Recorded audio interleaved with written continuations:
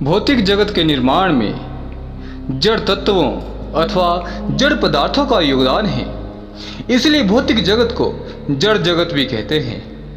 किंतु उन तत्वों अथवा उन पदार्थों में एक सीमा तक चेतना का अंश भी विद्यमान है। यदि ऐसा न होता तो वृक्ष, फल फूल, गुलम अन्न आदि का उद्भव न होता, विकास न होता और ना तो होती गति ही। उसी अल्प चेतना के प्रभाव से मैं अपने अस्तित्व का बोध कर तो रहा ही था, इसके अतिरिक्त भौतिक जगत का भाव रूप भी स्पष्ट देख रहा था और उनमें निवास करने वाले प्राणियों के भाव रूप को भी। आश्चर्य की बात तो यह थी कि मनुष्य के पार्थिव शरीर के ठीक विपरीत उनका भाव शरीर था। शरीर तो गोरा है, सुंदर आकर्षक व्यक्तित्व, लेकिन वृत्ति तमोगुणी है, इसलिए उस व्यक्ति का भाव शरीर काला है। शरीर काला है, व्यक्तित्व प्रभावहीन है, लेकिन वृत्ति सत्वगुणी है, इसलिए उस व्यक्ति का भाव शरीर उज्जवल है। ऐसी विषमता और भी देखनी पड़ी मुझे। न जाने किस प्रेरणा के वशीभूत होकर इधर उधर भटकने के बाद में हरिश्चंद्र घाट के महाशमशान की ओर चला गया। वहां स्थूल शरीरधारी मनुष्यों की भीड़ तो थी ही, उससे अधिक कहीं थी भाव शरीरधारी लोगों की भी। मेरे लिए सर्वाधिक आश्चर्य की बात तो यह थी कि उन भाव शरीरधारी लोगों की भीड़ में चक्कर काट रही थी शमशान भैरवी। सहसा उसकी नजर मुझ पर पड़ी, मुझे देखकर हंस पड़ी खिलखिलाकर। यहां क्या कर रही हो? मैंने सहज भाव से पूछा। जो मरे हुए लोग हैं उन्हें मार्गदर्शन कराना मेरा कर्तव्य है और उसी कर्तव्य का पालन कर रही हूं मैंने सिर हिलाया, जैसे उसका कर्तव्य समझ गया हूं, लेकिन सच पूछा जाए तो समझा बुझा कुछ नहीं था मैं। वो पहले ही मेरे लिए रहस्यमयी थी और अब भी रहस्यमयी ही थी मेरे लिए। मेरे साथ चलोगे? मेरे निकट आकर धीरे से बोली शमशान भैरवी। कहां कहां ले चलोगी मुझे तुम? पूछना मेरा स्वाभाविक था।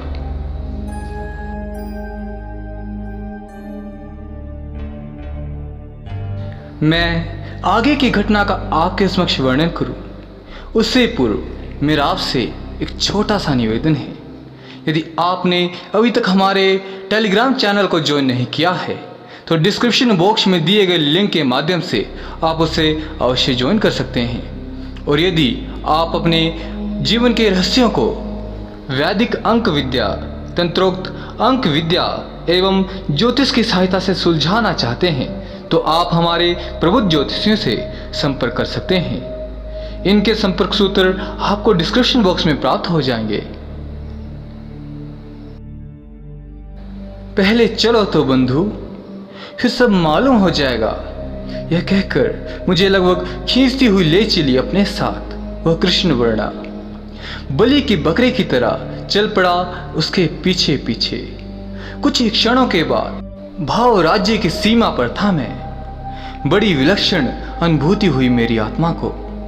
देखा वहां उस सीमा पर भाव शरीरधारी उच्च कोटि के तंत्र साधक, सिद्ध योगी और संत महात्माओं की मंडलियां विद्यमान थी। सभी अपने आप में लीन, निरपेक्ष और अपने आप में रत थे।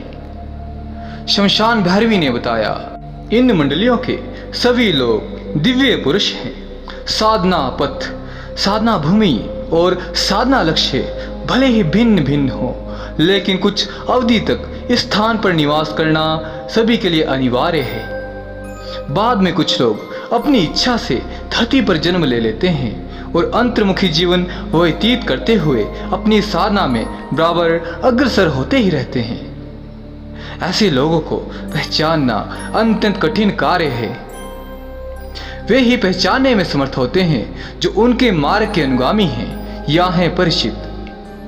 कुछ ऐसे भी लोग हैं जो भाव शरीर को त्याग कर सूक्ष्म शरीर द्वारा सूक्ष्म जगत में चले जाते हैं और कालांतर में किसी अन्य लोकांतर में प्रवेश कर पाते हैं। जो तंत्र साधक हैं वे यहाँ से सीधे यक्ष लोक में जाते हैं और कभी उनकी इच्छा हुई तो अच्छे साधक के रूप में संसार में जन्म भी ले लिया करते हैं।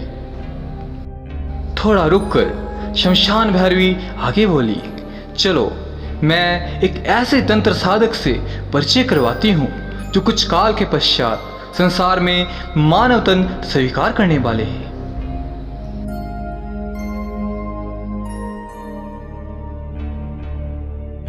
यह सुनकर अत्यधिक उत्सुक हो उठा मैं। स्थूल शरीर को उपलब्ध होने के लिए सूक्ष्म शरीर आवश्यक है, इसीलिए जिस समय मैं उन तंत्र साधक से मिलने गया तो भाव शरीर से पृथक होकर सूक्ष्म शरीर ग्रहण करने वाले थे और प्रवेश करने वाले थे उसके द्वारा सूक्ष्म जगत में। भूलोक को छोड़कर अन्य किसी लोक में शरीर का कोई नाम नहीं होता, जागतिक नाम से ही उसको संबोधित किया जाता है। तंत्र साधक महाशय का जागतिक नाम था संत पूर्णागिरि। संत पूर्णागिरि 300 वर्ष पूर्व काशी के राजा हरिश्चंद्र घाट के महाश्मशान में 3 वर्ष निवास कर शमशान काली को सिद्ध कर उनकी करुणा, दया, अनुकंपा के सहज पात्र बने थे। शमशान काली की साधना मार्ग के अंतर्गत ही उन्होंने चिता साधना, शमशान साधना और शव साधना भी की थी, जो अति आवश्यक है।